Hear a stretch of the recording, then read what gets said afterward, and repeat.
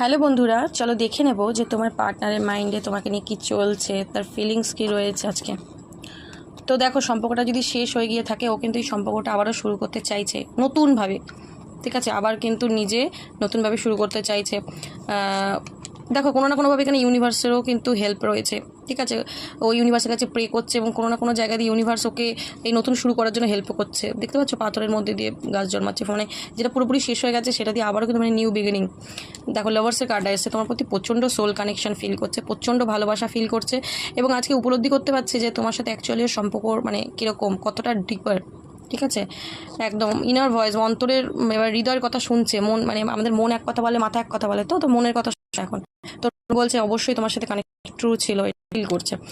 তো দেখো, রিবার্থ আবারও কিন্তু সম্পর্কটা ঠিক করে নিতে চাইছে, একদমই তাই। সম্পর্কে কিন্তু সাকসেস চাইছে, দারুণ এনার্জি, সেলিব্রেশন, আবার রিউনিয়নের কার্ড, সম্পর্কটা কিন্তু ঠিক করে নিতে চাইছে। ওকে, তো হতে পারে ও ইউনিভার্সের তরফ থেকে কিন্তু কোনো গাইডেন্স পাচ্ছে।